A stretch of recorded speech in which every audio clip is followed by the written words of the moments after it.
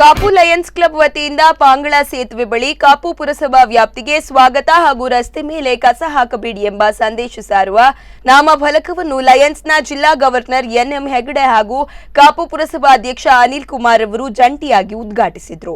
ಈ ಸಂದರ್ಭ ಮಾತನಾಡಿದ ಕಾಪು ಪುರಸಭೆಯ ಮುಖ್ಯಾಧಿಕಾರಿ ವೆಂಕಟೇಶ್ ನಾವಡ ಅವರು ಕಾಪುವಿಗೆ ಸ್ವಾಗತ ಕೋರುವ ನಾಮಫಲಕ ಸ್ವಾಗತ ಕೋರುವ ಜೊತೆಗೆ ಸ್ವಚ್ಛತೆಯ ಬಗ್ಗೆ ಅರಿವು ಮೂಡಿಸುವ ನಾಮಫಲಕ ಅಳವಡಿಸುವ ಕಾರ್ಯ ಕಾಪು ಲಯನ್ಸ್ ಕ್ಲಬ್ ವತಿಯಿಂದ ಆಗಿದೆ। ಮುಂದಿನ ದಿನಗಳಲ್ಲಿ ಪುರಸಭೆಯಿಂದ ಇನ್ನಷ್ಟು ಮಾರ್ಗಸೂಚಿ ಫಲಕಗಳು ಅಳವಡಿಸಲಿದ್ದೇವೆ ಎಂದು ಹೇಳಿದರು।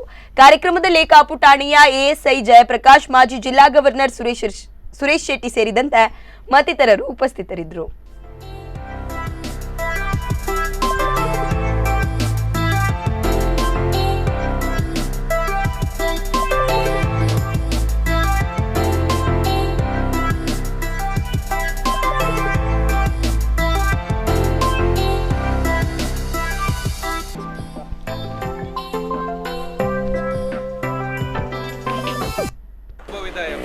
ಒಂದೇ ಬೋರ್ಡ್ನಲ್ಲಿ ಎರಡು ಕಡೆ ಒಂದೇ ನಾಣ್ಯದ ಎರಡು ಮುಖ ಇದ್ದಾಗೆ ಒಂದೇ ಬೋರ್ಡ್ನಲ್ಲಿ ಎರಡು ಸಂದೇಶಗಳನ್ನು ಹಾಕುವುದರ ಮೂಲಕ ಕಾಪುವಿಗೆ ಒಂದು ಹೊಸ ಕಳೆಯನ್ನು ತಂದುಕೊಟ್ಟಿದ್ದಾರೆ ಲಯನ್ಸ್ ಕ್ಲಬ್ನವರು। ಅದಕ್ಕೆ ನಾವು ಪುರಸಭೆ ಹಾಗೂ ಪುರಸಭಾ ಆಡಳಿತ